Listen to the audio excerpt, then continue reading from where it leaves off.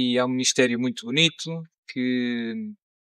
em que podemos ver a graça, a força de Deus em ação e tantos milagres, tantas conversões, etc. Tudo isto começou porque em 1998, fui para Roma estudar como seminarista e depois uma senhora amiga minha tinha traduzido o primeiro livro do Padre Gabriel à Morte para português e depois ela convidou-me, foi a Roma visitar o Padre Gabriel à Morte, convidou-me para saber se eu estaria interessado em conhecê-lo.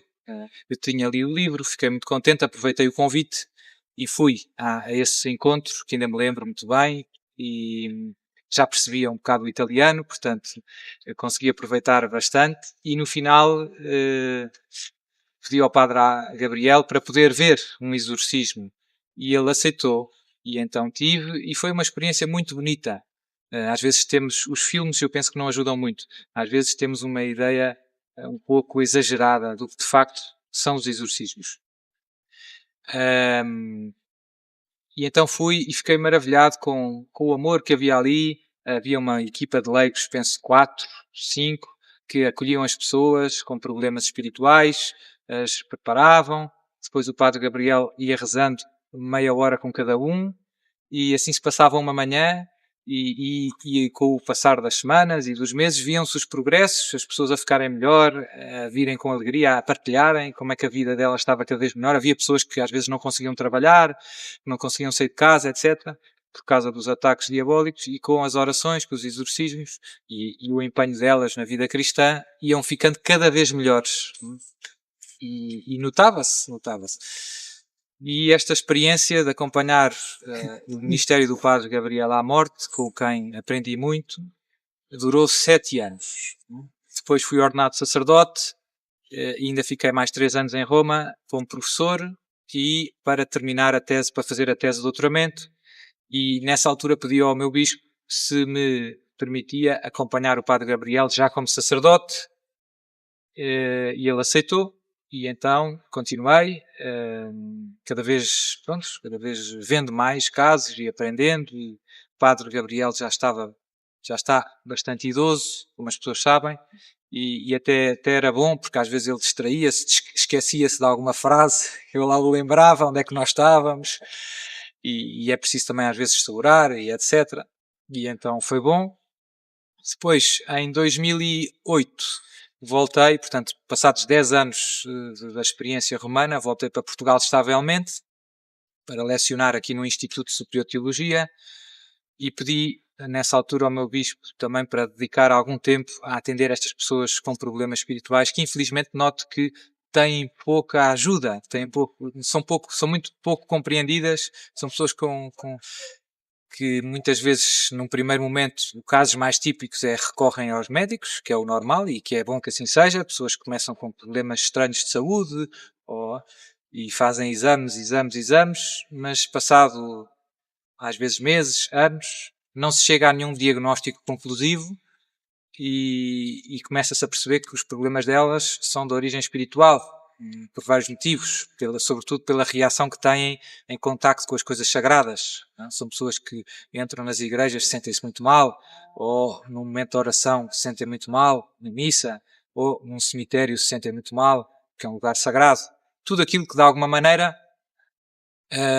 onde Deus está presente, todos os lugares santos, os santuários, há alguns santuários em que as pessoas se sentem muito mal. Fátima, cá em Portugal há um santuário no sul de Portugal onde está uma grande relíquia da Santa Cruz, Vera Cruz, deu o nome à terra até, Vera Cruz do Marmoal, no Alentejo. Segundo a tradição, na Idade Média, no tempo das Cruzadas, os cruzados trouxeram uma grande relíquia da Santa Cruz para Portugal e houve um milagre e a relíquia ficou ali porque floresceu, nasceu uma nascente, etc. Há toda uma história. Fez ali um grande convento e ainda se dá a bênção no domingo depois da missa com o Santo Lenho, que é a relíquia da cruz. E é impressionante o impacto que causa aquela bênção, aquela proximidade com aquela relíquia da cruz em muitas pessoas destas que têm distúrbios espirituais. Reagem violentamente, etc. Todas estas pessoas, percebe-se que o problema delas, que não tem explicação clínica, nem do ponto de vista psicológico também, que são depois pessoas que vão para os psiquiatras, para os médicos. Tenho vários casos, tenho vários psiquiatras e psicólogos, amigos meus, que me mandam casos que do ponto de vista psicológico, psiquiátrico, não têm nenhum enquadramento clínico. São coisas estranhas. Pessoas que não reagem à medicação, deviam reagir e não reagem, etc, etc. E como eu dizia, por outro lado, há sinais de que o problema é espiritual, porque reagem em contacto, sobretudo, com as coisas sagradas, com a oração, etc. São pessoas, há casos que as pessoas não se conseguem rezar, nem benzer, nem fazer o sinal da cruz. E tudo isso ajuda-nos a perceber que há aqui qualquer coisa de espiritual. Portanto, foi isto que eu vi no Padre Gabriel, como é que ele acolhia as perguntas, etc. E que tenho dedicado uma parte do meu tempo, não tenho assim tanto tempo livre como isso, porque tenho as 3 paróquias e as aulas e etc. Mas uma parte dedico do tempo, das minhas semanas, a receber pessoas que vêm um pouco de todo lado com problemas destes. Infelizmente, há poucos sacerdotes preparados para ajudar as pessoas. Há alguns sacerdotes com boa vontade que fazem muito bem, mas mesmo assim há pouca formação nos seminários e mesmo do ponto de vista prático, porque é um ministério, eu comparo como se fosse um médico cirurgião. É importante uma pessoa estudar, perceber como é que as coisas funcionam, mas para ser um bom cirurgião é importante também operar muito, fazer cozer, cortar, porque é com a prática, como ao futebol. Eu posso ler livros sobre táticas, mas é preciso jogar para ganhar aquela experiência que é necessária para as coisas correrem o melhor possível. Não chega a saber a teoria, é preciso também alguma experiência. E isto perdeu-se um pouco, porque diminuíram muito os números de exorcistas, aqui na Europa, sobretudo. Também, graças a Deus, vinhamos de uma Europa cristã, em que todas as pessoas eram batizadas, frequentavam os sacramentos, e isso certamente deu muito menos margem ao demónio, ao inimigo, de causar estes distúrbios. Infelizmente, nos últimos séculos, o ambiente descristianizou-se muito, é o secularismo que temos à nossa volta, podemos dizer até que se paganizou, surgiram muitas formas de superstição que temos à nossa volta, as pessoas recorrem a bruxos, tarôs, magos, etc. E isso, do ponto de vista espiritual, abre as pessoas a distúrbios de origem diabólica que vão para além das simples tentações. Não são as tentações de sempre, mas são coisas estranhas. E, portanto, foi um ministério que deixou de ser preciso e que agora volta a ser preciso de uma maneira mais urgente, porque encontramos, do ponto de vista quantitativo, mais pessoas que precisam dos exorcismos, precisam de aconselhamento nesta área, pessoas que se afastaram dos sacramentos, que não se confessam há muitos anos, que já não vão à missa, já não comungam, e que, sem a graça de Deus, todos estes combates se tornam muito difíceis. E que muitas vezes não encontram, como eu dizia, por parte da Igreja, uma catequese, um acolhimento muito estruturado. É um bocado, depende. E, portanto, há uma certa urgência em redescobrir todo este âmbito, digamos assim, da pastoral. Que, segundo muitos grandes autores, faz parte da pastoral ordinária. Não é qualquer coisa de muito estranho. Todos os sacerdotes deviam saber um pouco disto, porque as pessoas, quando vão ter com um sacerdote, estão à espera de alguém que seja perito nestas questões espirituais. Não estão à espera de outras coisas. Que os sacerdotes sejam peritos em economia ou em direito. Isso não lhes compete tanto. Mas as questões espirituais, as pessoas contam com os sacerdotes, com a oração dos sacerdotes. E queria também aproveitar para encorajar todos os sacerdotes a usarem o poder da bênção. O sacerdote, quando abençoa em nome de Deus, é a bênção de Deus que transmite. Não é a sua bênção, é a bênção de Deus. E a bênção de Deus tem um poder incrível. E devíamos habituar-nos a dar a bênção de Deus com alegria. Quando nos pedem, e eu diria até quando não nos pedem. Porque a bênção de Deus é poderosa. E temos toda a tradição bíblica e do Novo Testamento, em que os cristãos viviam abençoando uns aos outros. E quanto mais aqueles que foram constituídos para serem representantes do próprio Cristo no meio de nós. Uma vez uma coisa tocou muito numa aparição de Nossa Senhora, depois de Nossa Senhora no final da aparição abençoou os terços que as pessoas tinham e disse: agora têm que receber a bênção do sacerdote, porque é a bênção do meu próprio filho. e aquilo a mim fez-me muito bem. Já sabia que a bênção do sacerdote era a bênção de Jesus, mas a bênção do sacerdote é a bênção de Jesus. Por isso, queria aproveitar para animar todos os sacerdotes a darem a bênção de Jesus, como diria São Paulo, oportuna e inoportunamente. Não tem contraindicações. Não tem contraindicações. As bênçãos de Deus, quanto mais melhor. Pronto, mas isto, voltando atrás, perdeu-se um pouco este âmbito da pastoral. Às vezes concentramos todos os nossos esforços em diagnósticos, em conselhos, e esquecemos de rezar pelas pessoas. De parar e rezar. Às vezes até dizemos, sou padre, reze por mim, eu vou rezar. E não fazemos, sente-se aí. Vamos rezar agora, em nome do Pai, do Filho e do Espírito Santo. É bom rezar logo, sem medo, onde calhar. Não é? Ninguém leva a mal um senhor padre estar a dar a bênção a um fiel. Ninguém se escandaliza com isso. Devia ser a coisa mais normal. Devia ser a coisa mais normal. Como eu dizia, nas faculdades eclesiásticas, nos seminários, deixou de se transmitir este corpo de saber e isto, do ponto de vista prático, torna-se uma lacuna no dar resposta a estes problemas que surgem neste ambiente mais secularizado, neopagão. Como eu dizia, pois o número de casos vai aumentando na Europa, em geral, Portugal não é exceção, destas pessoas, uma grande maioria são católicos não praticantes e a grande maioria dos casos que eu tenho são vítimas de malefícios. O que é um malefício? É pedir ajuda ao demónio para fazer mal, fazer dano a alguém. Malum facere, do latim.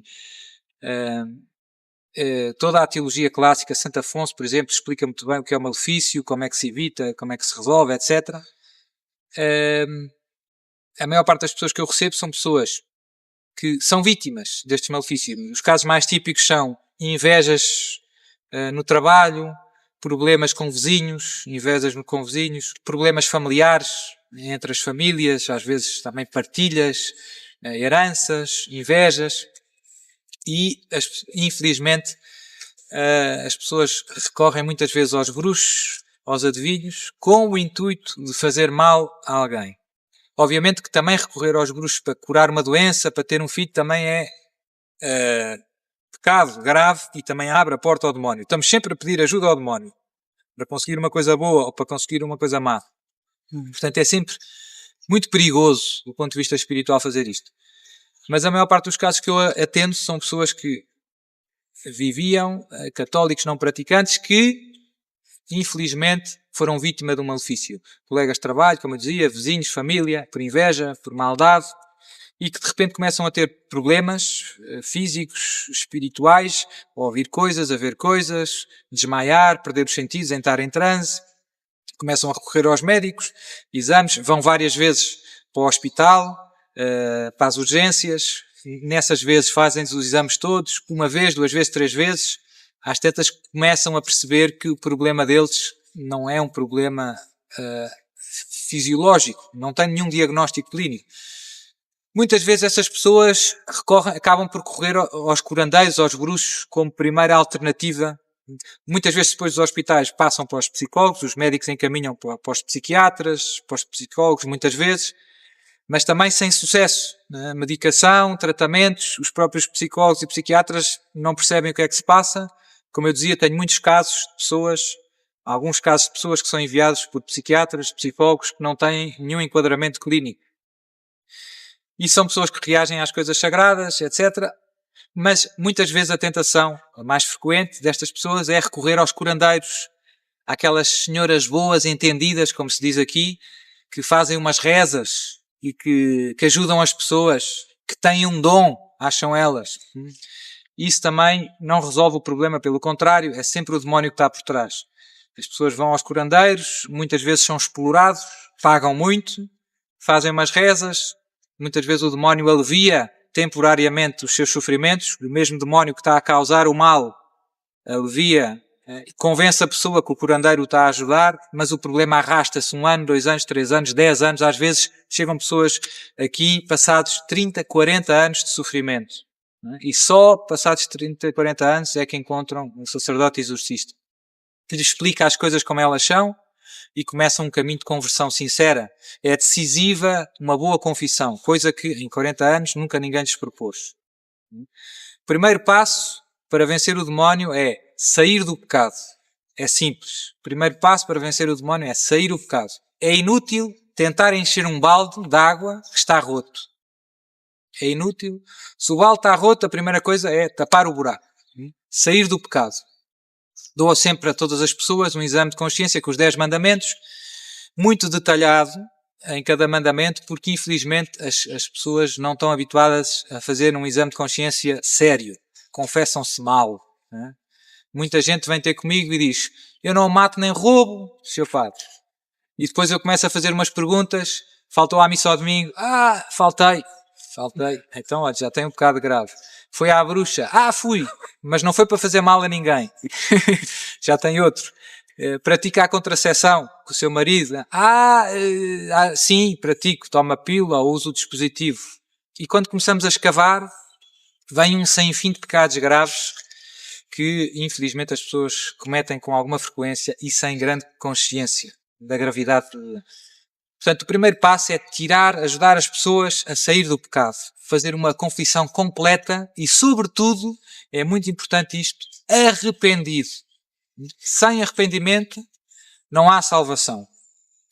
Se nós não nos arrependemos dos nossos pecados, a graça de Deus não consegue entrar nas nossas almas. Não é que Deus não queira, mas se não há arrependimento, o nosso coração não se abre à misericórdia de Deus.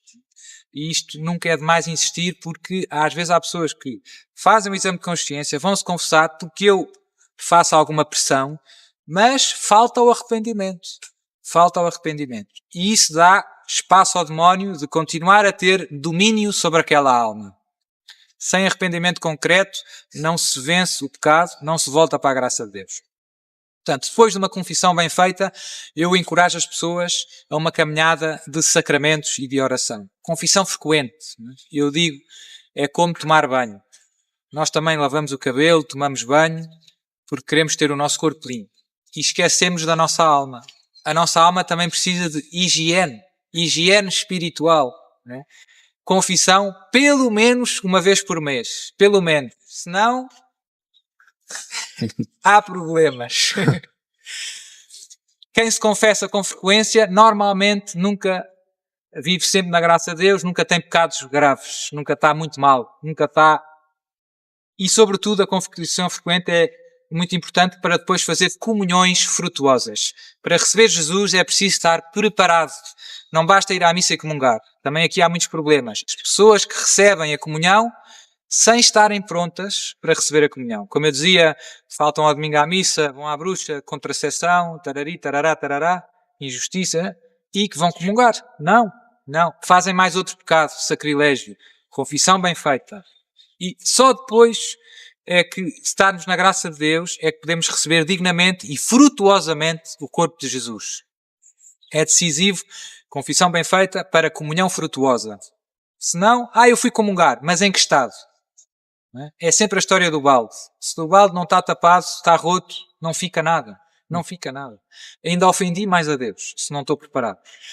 Portanto, confissão pelo menos uma vez por mês, peça a toda a gente. Mas pode ser mais. 15 em 15 dias, todas as semanas.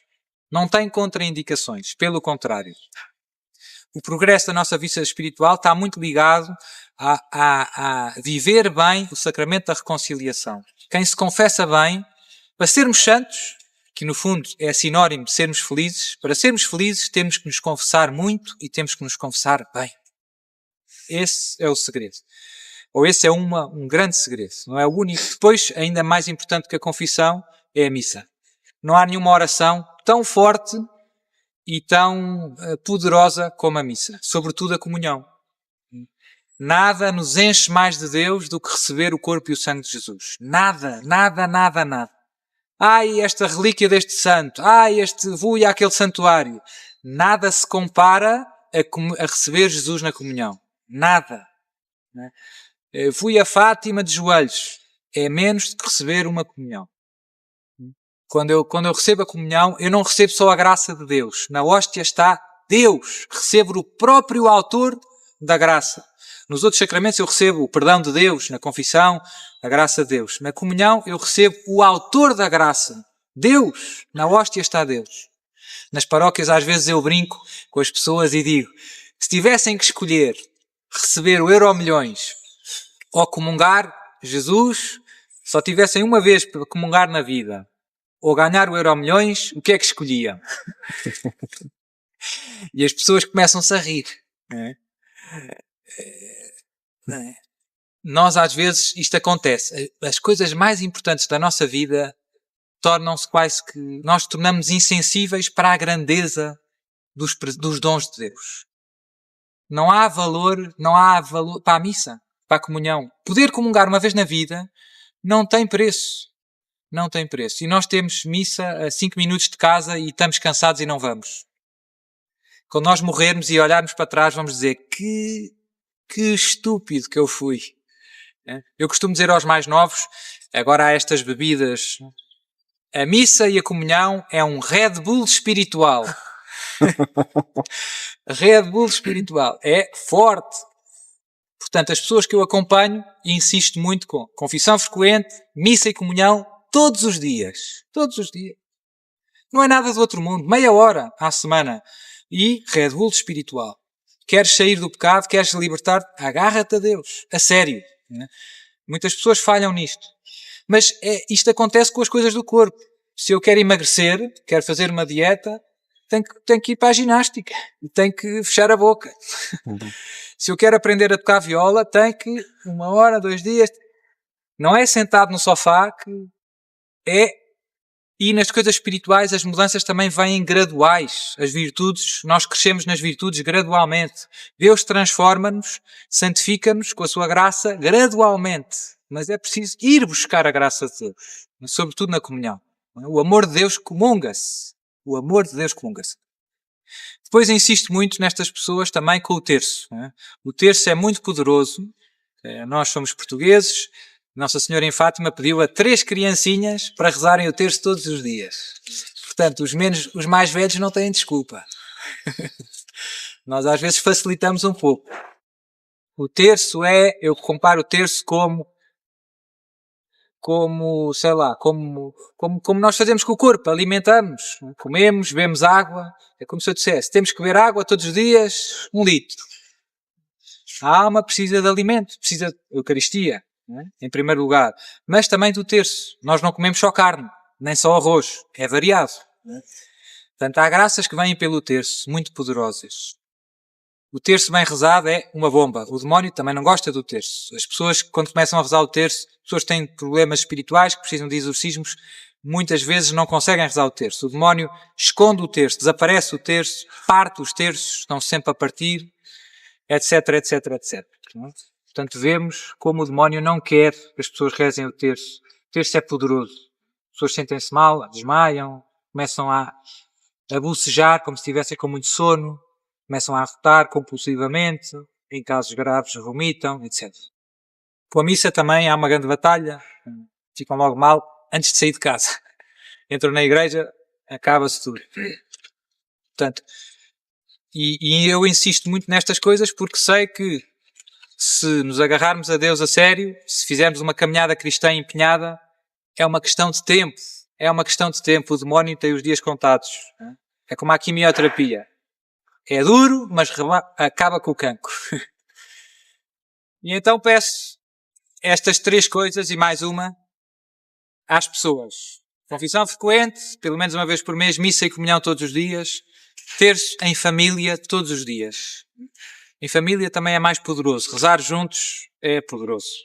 Há força na oração em família e em grupo.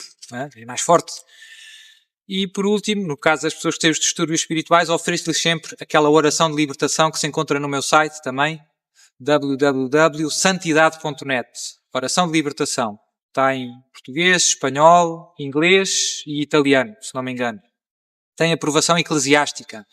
É uma oração, não é um exorcismo, qualquer pessoa pode rezar, está aprovada pelo bispo e ajuda bastante contra os ataques diabólicos. As pessoas que têm problemas reagem àquela oração, reagem bastante, é quase igual ao exorcismo. Não é muito diferente. Eu costumo chamar aquela oração é como se fosse um descafeinado. É parecido com o café. Não falta muito para ser café. Tem a vantagem de que não é preciso ser sacerdote para rezar e está de acordo com a autoridade eclesiástica. Não tem contraindicações. E se eu não precisar ir rezar, não tem contraindicações. Mal não faz. É uma oração, né, que desenvolve basicamente a última petição do Pai Nosso. Livrai-nos do mal. Que, como ensina o Catecismo da Igreja Católica, o mal aqui não é uma abstração, mas indica a pessoa Satanás. Né? Portanto, na última petição do Pai Nosso, que Jesus nos ensinou, estamos a pedir, sempre que rezamos, livrai-nos do maligno. É o que ensina o Catecismo da Igreja Católica. E esta oração desenvolve esta última petição. Livrai-nos de Satanás, todos os malefícios, tarari, tarará, tarará. Como eu dizia, no caso dos distúrbios diabólicos, reagem muito as pessoas. E eu uso muito também como meio diagnóstico. Quando converso com as pessoas, falo com elas, nunca rezo logo o exorcismo. Primeiro há sempre um colóquio com várias perguntas, etc. Já foi ao médico, já foi ao psiquiatra, já tem os exames, o que é que lhe disseram, o que é que não disseram. E depois começa a perguntar tem ido à missa, não tem, confessa-se. Né? E no fim reza a oração de libertação. Depois do colóquio tenho logo uma certa, como já estou muito habituado, já lá vão 12 anos, né?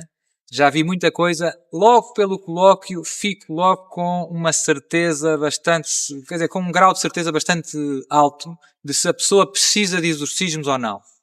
Mas, no final, rezo sempre a oração de libertação como última etapa da fase de diagnóstico. Né?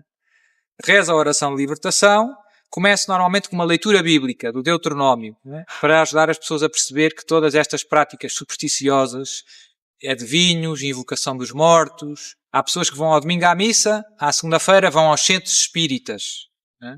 Vai à missa e comunga. Às vezes há pessoas que são catequistas, ministros da comunhão e depois trabalham no centro espírita. É de doidos. Né? As pessoas não conhecem a palavra de Deus e como essas práticas são incompatíveis com a nossa fé batismal. Não se pode dizer, Senhor, eu acredito em Ti, eu amo-te, eu vivo da tua palavra e depois ir à concorrência. Né? Acreditar noutra palavra, que não é a palavra de Deus. Pôr a confiança noutra força, que não é a graça que vem dos sacramentos, nem da oração. Né? O que é que isso na prática implica? Que eu tenho dois deuses. Né? Que eu gosto deste Deus, mas quem me ajuda mesmo é o chá do bruxo. Não é a confissão, não é a missa, não é a unção dos doentes. Isto entrou muito. Né? Então começo sempre com uma leitura bíblica do livro do Deuteronômio, capítulo 8, se não me engano. Depois fazemos a renovação das promessas do batismo. Para quê? Sobretudo para que nas renúncias ao demónio se crie uma espécie de divórcio com todas estas práticas supersticiosas que são a grande porta de entrada destes distúrbios espirituais. É por causa de termos posto a confiança nos adivinhos, nas magias, no reiki, etc., que abrimos espiritualmente a nossa alma a estas ações diabólicas extraordinárias. Isto implica sempre um certo pacto com estas forças. São Tomás de Aquino é muito claro. São Tomás de Aquino Santo Agostinho e os padres da Igreja são muito claros. Porquê? Porque tinham muito disto, sobretudo nos primeiros séculos. E, portanto, explico isto às pessoas, partindo da palavra de Deus, e depois renovo com elas as promessas do batismo, desenvolvo um pouco as renúncias e aplico-as a estas práticas supersticiosas que temos à nossa volta. O espiritismo, o reiki, os curandeiros, os bruxos, os adivinhos, o rock satânico, há muito disto, etc, etc, etc. Portanto, renunciar a tudo isso. E depois voltar a professar a fé em Deus Pai, Filho e Espírito Santo. Ajudando-nos a perceber que as renúncias são como se fosse um divórcio com o demónio que está por trás de todas estas atividades. E depois, a fé batismal é uma espécie de casamento com o Deus vivo e verdadeiro, com a Santíssima Trindade. Renovar a promessa do batismo. Se isto for vivido com fé, é poderoso. Se as nossas renúncias forem sinceras, se o nosso divórcio for sincero, estamos a fechar o coração ao demónio e estamos a abrir o coração a Deus e a pedir perdão de alguma maneira. Pois é, obviamente, que é sempre necessária a confissão sacramental, no caso das pessoas que não foram batizadas. O batismo é perdoado tudo. Mas isto são pessoas, normalmente, que foram batizadas em criança e depois que viveram muitos anos longe da fé. E depois de renovar as promessas do batismo, então rezo com elas a oração de libertação. Depois procedo à oração de libertação e a última é a fase do diagnóstico. Normalmente, em 95%, confirma-se o diagnóstico a que tinha chegado pelo colóquio. Quando rezo a oração de libertação e me parece que há distúrbios espirituais, confirma-se na oração. Quando acho que não há distúrbios espirituais graves, confirma-se. Normalmente, é raro, muito raro, começar a pensar que não há e haver. Muito raro, muito raro. Portanto, um bom colóquio, um bom discernimento, como eu dizia, uma boa formação. Se os sacerdotes estivessem preparados, sabiam, mesmo sem rezar a oração de libertação, sabiam distinguir já os casos. Depois a oração de libertação, também aproveito para encorajar todos os sacerdotes e mesmo os leigos. Qualquer pessoa pode rezar. Qualquer pessoa pode rezar. O que é preciso? É preciso fé. Só. É preciso fé. Rezar com fé. É o Pai Nosso, desenvolvido. Não é? E se for rezado com fé, funciona. Funciona. Eu tenho casos quase divertidos. Uma vez uma pessoa que estava a rezar a oração de libertação por outra, começou-se a sentir mal. Ela também precisava. Às vezes, por acaso, a brincar não, mas rezando a oração de libertação, percebe-se que há ali um problema espiritual. E neste caso, e as pessoas podem rezar também por elas. As pessoas podem rezar por elas. A oração está feita de maneira a que uma pessoa intercede por outra.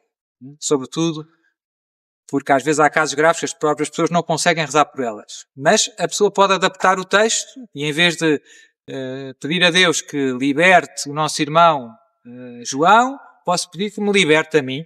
Adapta-se o texto e adapta também. Nos casos em que as pessoas reagem violentamente e depois do diagnóstico feito, das colóquio, etc., isto tudo demora tempo, marco-lhes no outro dia, há outro dia em que eu faço os exorcismos, são tudo casos graves, que eu sei que precisam de exorcismos e que estão a ser acompanhados por mim também do ponto de vista espiritual. Como eu dizia, confissão, missa, terço, e depois também despeço para rezarem todos os dias a oração de libertação, no fim do terço.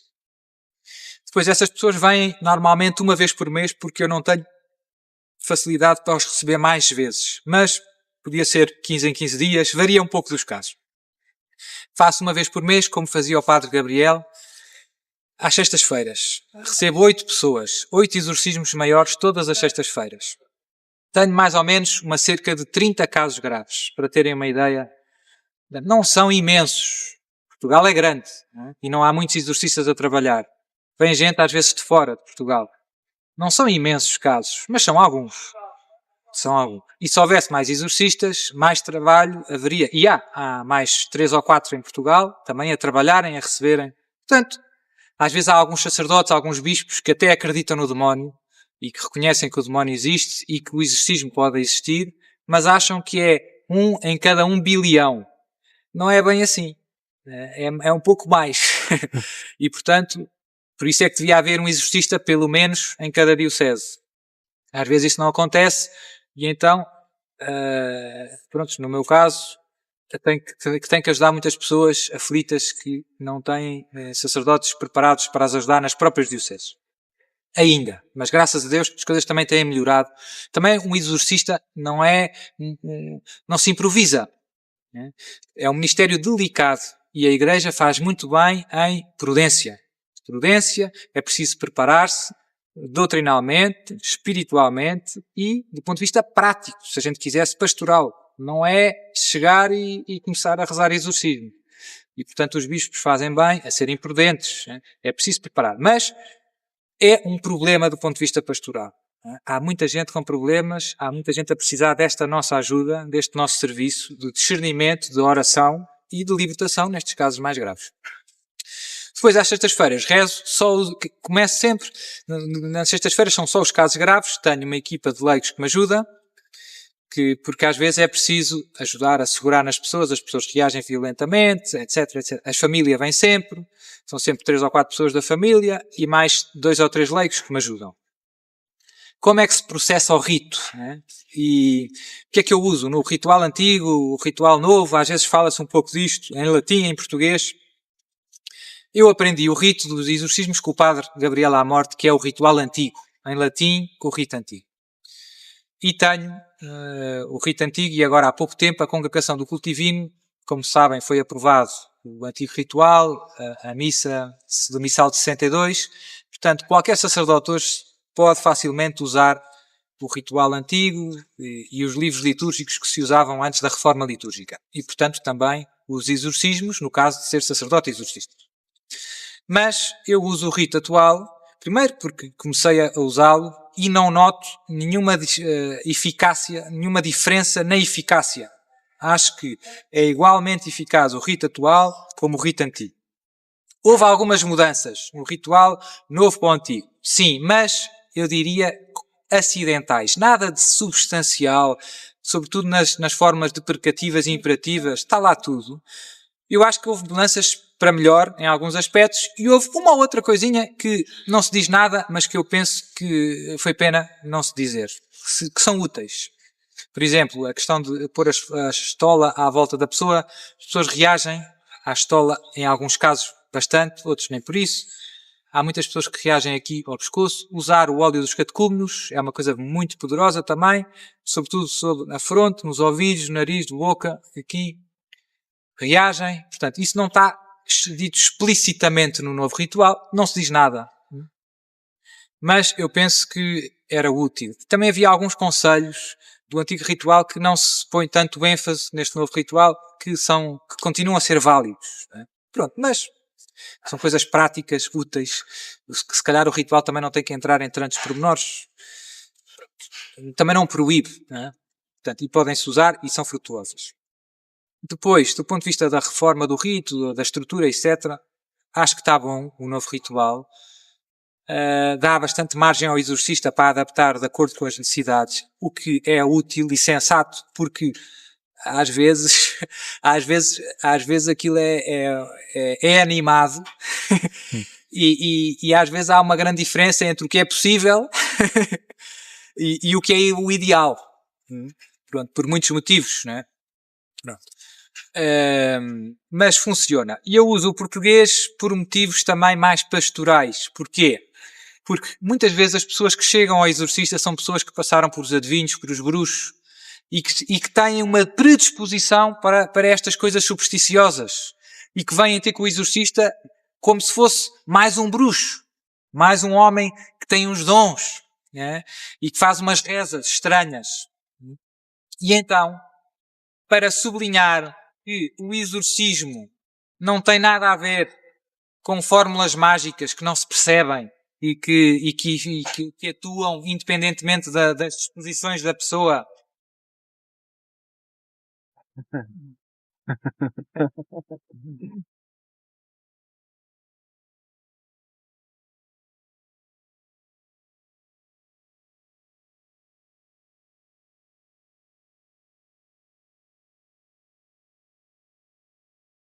Então, para sublinhar bastante que o exorcismo não tem nada a ver com uma fórmula mágica que atua, que é meia misteriosa e que atua independentemente das disposições da pessoa, quase que automaticamente mete-se a moeda, sai a graça, como aquelas máquinas dos brinquedos das crianças, mete-se 50 cêntimos e sai. Há pessoas que vêm ter comigo com essa disposição. Seu pá, toque, toque. Então, mas confessou-se. Toque, toque. Querem que a gente reze, mas não querem conversão de vida. Não se querem...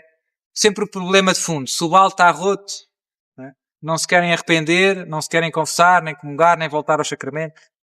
Então, eu faço muita questão que elas percebam que a libertação delas passa pela conversão delas. É Deus que as vai salvar. É Jesus Nazaré que as vai ajudar. E Jesus Nazaré atua através dos sacramentos que ele instituiu. Jesus Nazaré atua através dos 7 sacramentos que ele instituiu e dos quais a Igreja é ministra. Nós somos servidores. Eu digo, eu sou só o carteiro. A graça passa de Jesus por mim, através dos sacramentos, das bênçãos, não é minha. Não é minha, é de Jesus. E então, gosto de rezar o exorcismo em português. Também não noto diferença entre o latim e o português. não noto diferença. Sinceramente, parece-me igual a eficácia. E tenho de latim, e portanto tenho o ritual novo em latim, tenho o ritual antigo em latim e tenho o ritual em português em latim. E uso o português. E parece-me que ajuda as pessoas porque o rito é bonito e é catequético. As orações são orações que nos falam, muito evangélicas, muito bíblicas, que nos falam da ação de Jesus, do poder de Jesus de libertar o demónio, que nos recordam que Jesus nos libertou do mal, destruiu o demónio na sua cruz, pela sua paixão e ressurreição, etc., que invocam os santos, São Pedro, São Paulo, a autoridade da Igreja. Tudo isto é catequético. Tudo isto faz bem às pessoas ouvir. Faz bem às pessoas perceber que é diferente. Os bruxos nunca tiveram nada de parecido. E, portanto, o rito em latim eu acho que dá mais aso a mal-entendidos, a confusões. A pessoa vai, o padre faz umas rezas estranhas, ninguém percebe o que é que o padre está a pedir e a pessoa melhora. Prefiro usar o rito em português. Pronto, depois o rito demora mais ou menos 20 minutos, no meu caso. Começamos sempre com a oração de libertação, todos juntos. Peço às pessoas todas para rezarem a oração de libertação, aos familiares. Tento envolver muito os familiares no processo de libertação da pessoa. Nós somos uma família espiritual. A Igreja é uma família espiritual. Comunhão dos santos. Nós salvamo-nos uns com os outros. A Igreja é isso, não é cada um por si. Não é? Estamos ligados espiritualmente, uma espécie de internet da graça de Deus. Nós estamos ligados. Não é? Quando uma pessoa se santifica, se aproxima de Deus, os outros vão um pouco a reboque. E também para o mal. Não é? E isto nos laços familiares vive-se muito. Portanto, é importante que todos se confessem. Então, tente sempre envolver a família na ajuda, no processo de libertação da pessoa que está atormentada pelo demónio. E, portanto, gosto de... Quando a pessoa vem às sextas-feiras, para os exorcismos, por começar por perguntar se confessou, neste mês tem ido à missa todos os dias, comungado, terça em família, oração de libertação, e depois começamos todos juntos rezando a oração de libertação. Depois de terminada a oração de libertação, as pessoas rezam o terço, Pai Nosso, Ave Marias, mas em voz baixa, nem em voz baixa, para dentro, não há silêncio total. Só rezo eu o exorcismo maior, como é suposto. Durante o exorcismo, normalmente, há casos mais graves do que outros. Os casos mais leves, sento-os num sofá muito cómodo, bastante baixo, e as pessoas reagem um bocado, arrotam, vomitam, torcem-se. Às vezes não é preciso segurar muito. Há casos médios em que já é preciso uma ou duas pessoas a segurá-las no sofá. Tem que se segurar os braços, as pernas, e é preciso ali. E há casos muito graves que têm uma marquesa, como os médicos, uma cama pequenina, em que se deitam as pessoas e todas as pessoas, 5, 6 pessoas, os familiares, o marido, quem for, seguram na pessoa enquanto se rezam os exorcismos. Às vezes é preciso tapar a boca porque muitos gritos e às vezes os demónios cospem muito, mordem e é preciso cuidado. Pronto, e portanto é preciso algumas pessoas a segurar, porque se a pessoa está deitada, é preciso segurar os pés, os joelhos, os braços, a cabeça, para eu conseguir rezar. Se não se consegue segurar a pessoa, eu não consigo rezar porque cria-se uma grande confusão. Pronto. Durante o exorcismo os demónios reagem, no final do exorcismo termina a oração. Eu no fim de tudo gosto de invocar sempre o sangue de Jesus, que é muito poderoso, o Espírito Santo, sobre diversas áreas da vida da pessoa, sobre a saúde, sobre o casamento, sobre o trabalho, etc., porque muitas vezes os malefícios são orientados a determinado aspecto. Às vezes as pessoas são atacadas em geral. Tudo corre mal. A saúde, o casamento, etc. Às vezes é só algum aspecto da vida. É para matar a pessoa, às vezes, o malefício. Então a pessoa tem fortes tentações de suicídio. Fortes. Corta-se, atira-se da janela. O demónio incita muito ao... Às vezes é para destruir o casamento. A pessoa tem uma grande repugnância da mulher ou do marido. Não sabe explicar. Ao pé dela... E o demónio ataca muito. Às vezes é no trabalho. Entra no trabalho, dores de cabeça, começa a arrotar, a vomitar. E então, os malefícios são orientados a determinado aspecto da vida da pessoa. Quando nós rezamos por isso, explicitamente, o demónio, digamos assim, salta-lhe a tampa. Né? Começa, e é bom insistir, e isso acelera, digamos assim, o processo de libertação. Porque estamos a pedir, no fundo, a Deus, ao sangue de Jesus, que venha exatamente sobre a raiz do problema. Pronto, depois o exorcismo termina. Quando termina, a pessoa volta a ela. Nos casos mais graves está em transe, não se lembra de nada. Nos casos mais leves está consciente. Há casos mais leves em que está consciente, mas não consegue falar. Mas está a ouvir tudo que o demónio fala através dela, mas ela lembra-se de tudo e ouve. Há casos ainda mais leves, que ela está consciente, consegue falar, o demónio não fala. Ela só tem algumas manifestações, mas nada de muito, muito grave. Quando se termina o exorcismo, marca-se um novo exorcismo, faz um balanço de como é que as coisas estão a correr, se estão melhor, se estão pior, etc. E passado um mês seguinte, a pessoa volta e, de uma maneira gradual, o fenómeno mais típico é os ataques vão sendo menos frequentes, os ataques diabólicos vão sendo menos frequentes e vão sendo menos intensos. Cada vez são mais leves. Com o passar dos meses, quanto é que demora? Varia de caso para caso, depende imenso da conversão, da sinceridade da conversão da pessoa. Se a pessoa se arrependeu, se comunga, se ama Jesus, se acredita em Jesus, então vai rápido. Se a conversão é só eu faço porque o seu padre mandou, não vai tão rápido. Mas, regra geral, com os meses são menos frequentes os ataques e menos intensos, não é?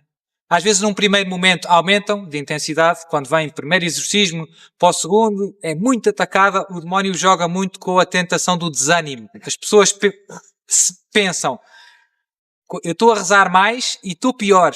É a tentação muito típica. No princípio. Começam a ir à missa todos os dias, a confessar-se. O demónio ataca-as muito e elas pensam que, se eu não rezar, estou bem. É truque.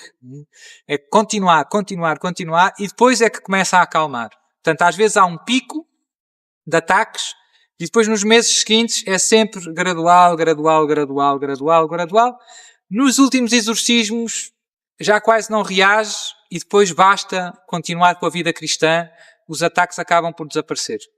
E a pessoa pode fazer a sua vida normal e tenho muitos casos, graças a Deus, que são pessoas que estão ótimas e que hoje em dia estão melhores do que o que estavam antes. Isto ajuda-nos a perceber porque é que Deus permite. Há muitas pessoas que se revoltam um pouco.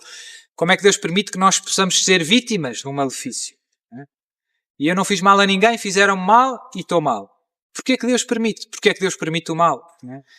Eu digo a essas pessoas que Deus permite o mal porque Deus do mal consegue tirar coisas boas. Se não fosse aquela história, elas se morressem se calhar iam para o inferno. Porque não viviam longe de Deus, viviam em pecado. Também por causa disso o demónio conseguiu chateá-las. Quem vive na graça de Deus está protegido. Eu vou à missa, confesso-me e vivo na graça de Deus. Tenho que ter medo? Nenhum. Quem tem medo é ele. Quem tem medo é o demónio. Um cristão na graça de Deus é um sacrário. Um cristão na graça de Deus é um sacrário. O Espírito Santo está dentro de nós. E o demónio não gosta do Espírito Santo, nem de Deus. Portanto, agora, infelizmente, como eu dizia, a maior parte das pessoas são católicos não praticantes. Vivem em pecado. Perderam a graça de Deus. São alvos fáceis. Alvos fáceis para o demónio. Alguém faz um malefício. É fácil aquela outra pessoa ter problema. Seu padre, eu não fiz mal a ninguém. Eu sou católico e estou mal. Primeiro, afastaste de Deus. E isso a culpa é tua. Afastaste de Deus. Segundo, Deus permitiu isto para te dar um grande abanão. Para ver se tu abres os olhos. E se não fosse isto, se calhar ias para o inferno, como eu dizia. E há muitas pessoas que é muito bonito, que depois no fim reconhecem que se não fosse tudo isto, todo este sofrimento, eu não tinha encontrado Jesus outra vez. Eu não vivia assim. E no fundo até agradecem a Deus aquele sofrimento todo, porque aquilo foi o clique para a grande conversão que se verificou na vida dele, e depois é toda a família. Saem dali grandes apóstolos de Jesus. Sofreram muito, mas Deus salvou-os. Eles sabem que foi Jesus que os salvou e saem dali para ir ajudar outros, e abrir os olhos aos outros. E isso é muito bonito. Portanto, eu vejo muito, eu percebo muito bem porque é que Deus permite todo este sofrimento e todo este mal. Não é? Deus quer trazer-nos para Ele de volta. E estas famílias são famílias inteiras que depois destas aflições se arrependem, voltam aos sacramentos, à vida cristã, comprometem-se com a Igreja, na sua paróquia, onde estão, e levam Jesus aos outros. Não é? E isso é muito bom. E vão para o céu, se perseverarem na graça de Deus, e vão para a estrada. Pronto, isto é um pouco os casos mais típicos, a experiência que eu tenho. E pronto, é um pouco isto, assim que me lembro. Volto a lembrar, no meu site santidade.net tenho mais alguns vídeos sobre estes temas, tenho orações, tenho muitas catequeses também gravadas, retiros que faço e que acabam por ser úteis a muita gente. Eu não tenho tempo às vezes para estar sempre a explicar tudo, então surgiu esta ideia de pôr o site e ter muitas coisas. O site não está feito para os exorcismos, está feito para ajudar todos os homens a encontrar Jesus e a amar Jesus. Pois este tópico, como é um tópico em que eu tenho experiência, etc., também pus lá algumas coisas, poucas, né, comparar com as outras todas, sobre estes temas. Mas as pessoas vão lá encontrar de tudo, coisas sobre a oração, sobre catequese em geral. E pronto, é uma ideia, é facilitar a vida às pessoas, e hoje em dia é bom podermos usar estes modernos meios de comunicação para levar Jesus aos outros. No fundo, a missão do site é levar Jesus aos outros, a palavra de Jesus, e orientá-las para o céu da melhor maneira.